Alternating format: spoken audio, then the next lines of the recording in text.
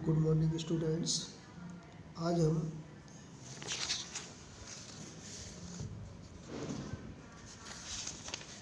Physiology of blood circulation के अंतर्गत रक्त स्कंदन की क्रियाविधि, mechanism of blood circulation, blood को क्लॉटिंग की स्टडी करेंगे। तो सर्वप्रथम हम ये जानने का प्रयास करेंगे कि रक्त स्कंदन क्या है, रक्त स्कंदन की आवश्यकता क्या है। रक्त स्कंदन या रक्त का थक्का बनना जब किसी चोटग्रस्त भाग से या किसी घाव से जो सामान्य चोट लगती है उससे जो रक्त का बहाव होता है, ब्लीडिंग होती है, वहाँ सामान्य स्थिति में लगभग 3 से 8 मिनट में स्वतः ही क्या है, रक्त का बहना बंद हो जाता है, जिसे रक्त का थक्का बनना या रक्त स्कंदन कहा जाता है। और रक्त स्कंदन एक अति महत्वपूर्ण प्रक्रिया है। अगर रक्त का थक्का नहीं बने तो हमारे शरीर से रक्त की हानि हो सकती है और इतनी ज़्यादा हानि हो सकती है कि मृत्यु तक भी हो सकती है। इसलिए रक्त स्कंदन जो है एक महत्वपूर्ण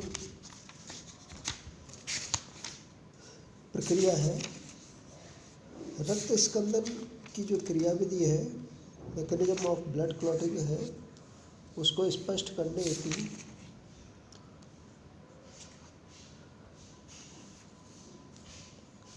कुछ प्रमुख सिद्धांत दिए गए हैं, जैसे वेस्ट और टनर का सिद्धांत, हॉबेल का सिद्धांत, फुल्ड एवं स्पायरो का सिद्धांत। इन सिद्धांतों का सामान्यीकरण करके हम रक्त स्कंदन की जो क्रियाविधि है उसका अध्ययन करेंगे और उसमें जो है रक्त स्कंदन की जो क्रियाविधि है उसको समझने हेतु इसे मुख्य रूप से 3 चरणों में, 3 स्टेप्स में इसका अध्ययन किया जा सकता है। तो जैसे पहला जो स्टेप है, फर्स्ट स्टेप या प्रथम जो चरण है, that is liberation of thromboplastin, thromboplastin का निर्मुक्त होना। यह रक्त स्कंदन की क्रिया का प्रथम पद होता है, जिसमें शरीर की रक्त वाहिनियों में रुधिर के परिवहन के समय थ्रोम्बोप्लास्टिन जो होता है वो अनुपस्थित होता है। चोटग्रस्त भाग के क्षतिग्रस्त ऊतकों में थ्रोम्बोप्लास्टिन नामक एक लिपोप्रोटीन मुक्त किया जाता है। इसके अतिरिक्त क्षतिग्रस्त रुधिर कोशिकाओं से निकली हुई ब्लड प्लेटलेट कोशिकाएं भी डिसइंटीग्रेट होकर एक फॉस्फोलिपिड प्लेटलेट फैक्टर 3 को मुक्त करती हैं। ये पदार्थ का मतलब एक तो क्या हो गया, एक तो हो गया थ्रोम्बोप्लास्टिन और दूसरा प्लेटलेट फैक्टर 3। ये दोनों पदार्थ प्लाज्मा में उपस्थित कैल्शियम आयनों तथा कुछ प्लाज्मा प्रोटीन से संयोग कर प्रोथ्रोम्बिनेज नामक एंजाइम का निर्माण करते हैं। तो जो प्रथम पद है जिसमें थ्रोम्बोप्लास्टिन का निर्मुक्त होना, लिबरेशन ऑफ थ्रोम्बोप्लास्टिन, जिसमें जैसे सामान्य स्थिति में और ये जो थ्रोम्बोप्लास्टिन होता है वो क्या होता है, ब्लड में अनुपस्थित होता है। लेकिन जो चोटग्रस्त जो ऊतक है, जो घाव है, वहाँ से क्या है, थ्रोम्बोप्लास्टिन जो है वो एक लिपोप्रोटीन होती है जिसको क्या मुक्त किया जाएगा। और इसके पश्चात जो है इसके साथ साथ जैसे जो डिसइंटीग्रेटेड ब्लड प्लेटलेट्स हैं उनके द्वारा प्लेटलेट फैक्टर 3 मुक्त किया जाता है और ये दोनों मिल करके थ्रोम्बोप्लास्टिन और प्लेटलेट फैक्टर 3, और इसके साथ साथ जो प्लाज्मा में Ca+2 आयन है तथा कुछ प्लाज्मा प्रोटीन संयोग करके एक प्रोथ्रोम्बिनेज नामक एंजाइम का क्या निर्माण करते हैं। तो ये ब्लड क्लॉटिंग की फर्स्ट स्टेप में होता है, प्रथम चरण में होता है, और जिसको किस नाम से जाना जा रहा है, that the liberation of thromboplastin. अब इसके बाद नेक्स्ट सेकंड स्टेप की बात करें तो सेकंड स्टेप जो है इसका नाम है conversion of prothrombin into thrombin. मतलब जो प्रोथ्रोम्बिन है उसका थ्रोम्बिन में परिवर्तन। तो प्रोथ्रोम्बिन जो है ये रक्त प्लाज्मा में उपस्थित एक निष्क्रिय प्रोटीन होती है, और यह प्रोटीन जो है प्रथम पद से प्राप्त एंजाइम प्रोथ्रोम्बिनेज एवं कैल्शियम आयनों की उपस्थिति में सक्रिय होकर किस में बदल जाएगी, थ्रोम्बिन में बदल जाएगी। तो स्टेप सेकंड जो है वो बिल्कुल सिंपल है, जिसमें जो है प्रोथ्रोम्बिन जो ब्लड प्लाज्मा में उपस्थित निष्क्रिय प्रोटीन होती है, और वो प्रथम पद से जो एंजाइम प्राप्त हो रहा है प्रोथ्रोम्बिनेज, और कैल्शियम आयनों की उपस्थिति में ये किस में बदल जाएगी, ये सक्रिय थ्रोम्बिन जो प्रोटीन है उसमें क्या हो जाएगी, बदल जाएगी। तो इस प्रकार से दूसरा जो स्टेप है, दूसरा जो चरण है वो कंप्लीट हो जाता है।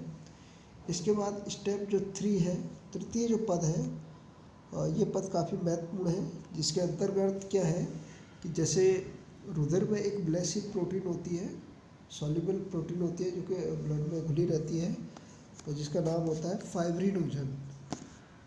और ये प्रोटीन जो है ये इस अंतिम जो स्टेप है, स्टेप 3 है, उसमें क्या है कि जो स्टेप सेकंड है जिससे क्या थ्रोम्बिन जो हमें प्राप्त हो रहा है, सक्रिय प्रोटीन थ्रोम्बिन, ये थ्रोम्बिन जो क्या करेगा, एक एंजाइम की भांति कार्य करेगा, और यह थ्रोम्बिन एंजाइम की भांति कार्य करके जो फाइब्रोनोजन जो प्रोटीन है उसके जो मोनोमर्स हैं उसके बहुलीकरण करेगा, उसका पॉलीमराइजेशन करेगा, जिससे फाइब्रिन नामक पेप्टाइड मोनोमर बनेगा। और जो ब्लड क्लॉटिंग से रिलेटेड जो मॉडर्न जो थ्योरी है वो उसके अकॉर्डिंग ये माना जाता है कि शुरुआत में जो फाइब्रिन जो पेप्टाइड मोनोमर बनेगा ये भी क्या होगा, सॉल्युबल होगा, लेकिन आगे जा कर के जो फाइब्रिन स्थिरीकृत कारक, जिसको फैक्टर 13 के नाम से भी जाना जाता है, जो बोला फाइब्रिन स्थिरीकृत कारक है फैक्टर 13 और Ca+2 आयन, इनकी उपस्थिति में जो फाइब्रिन पेप्टाइड मोनोमर है जो कि कैसे होते हैं, सॉल्युबल होते हैं, वो किस में कन्वर्ट हो जाते हैं, फाइब्रिन पॉलीमर में कन्वर्ट हो जाते हैं। और ये जो होते हैं ये कैसे होते हैं, इनसॉल्युबल होते हैं ब्लड में, और इनसॉल्युबल होने के कारण ये अघुलनशील क्या करेंगे, महीन सूत्र बना लेंगे, मतलब फाइन मैश फॉर्मेशन कर लेंगे, महीन जो जाल बना देंगे। और ये जो जाल बनेगा ये रक्त प्लाज्मा से अलग होकर एक डेंस नेटवर्क के रूप में घाव पर क्या होगा, जमा हो जाएगा। और ये घाव पर जमा होगा तो इसके कारण क्या है कि इस जालिका में, इस नेटवर्क में जो रक्त कणिका है वो क्या होंगी, अटक जाएंगी। मतलब जो रक्त कणिका है वो अब क्या है, उस चोट वाली जगह से बाहर नहीं आ पाएंगी, और इस कारण से क्या होगा कि जब जो ब्लीडिंग है वो ब्लीडिंग क्या हो जाएगी, बंद हो जाएगी। जब ब्लड कार्पल्स ही बाहर नहीं निकलेंगी, उसमें अटक जाएगी, तो एक प्रकार से क्या बन जाएगा, वहाँ पर अवरोध बन जाएगा, जो ब्लड ब्लीडिंग है वो क्या हो जाएगी, बंद हो जाएगी। और इस प्रकार से क्या होगी, एक क्लॉट का फॉर्मेशन हो जाएगा, जिसको अपन क्या बोल रहे हैं, ब्लड क्लॉट बोल रहे हैं। और इस प्रक्रिया को ही क्या ये दैट इज द फाइनल जो एक रिजल्ट है जो कि स्टेप 3 में आ रहा है, ये फाइनल रिजल्ट किसका है, मैकेनिज्म ऑफ ब्लड क्लॉटिंग का, जिसमें क्या हो गया, फाइनली ब्लड क्या हो गया, क्लॉट हो गया, और जो ब्लीडिंग है वो क्या हो गई, बंद हो गई। और इस प्रकार से जनरली जो है वो 2 से लेकर के 8 मिनट में रक्त का जो थक्का होता है वो बन जाता है, और इस प्रकार से जो ब्लीडिंग है, जो रक्त का जो बहाव है वो क्या हो जाता है, बंद हो जाता है। एक दूसरी स्थिति देखें जिसमें एक बीमारी होती है, आनुवंशिक बीमारी, जिसको हीमोफीलिया के नाम से कहा जाता है, जो कि एक्स गुणसूत्र पर स्थित एक अप्रभावी जीन द्वारा उत्पन्न होती है। इस रोग में जो रक्त है वो लगातार बहता रहता है, जो ब्लड क्लॉटिंग होती है वो प्रभावित होती है, मतलब ब्लड क्लॉट नहीं हो पाता है। तो ऐसी स्थिति में अगर मान लो मामूली सी भी चोट या खरोंच लग जाए तो ऐसी स्थिति में भी अत्यधिक क्या होगा, रक्त का बहाव होगा शरीर से। और ऐसे मनुष्य जो है उनमें रक्त का बहाव इतना ज़्यादा हो सकता है कि कई बार उनकी क्या हो सकती है, मृत्यु हो सकती है।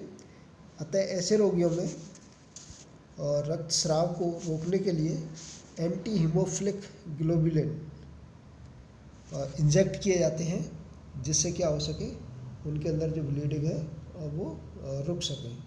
ठीक है। तो इस प्रकार से जो ब्लड क्लॉटिंग की जो मैकेनिज्म है वो काफ़ी महत्वपूर्ण है। और ब्लड क्लॉटिंग जो है, जो कि एक जो है बायोकेमिकल प्रोसेस है और ये काफ़ी महत्वपूर्ण प्रक्रिया है। थैंक्स।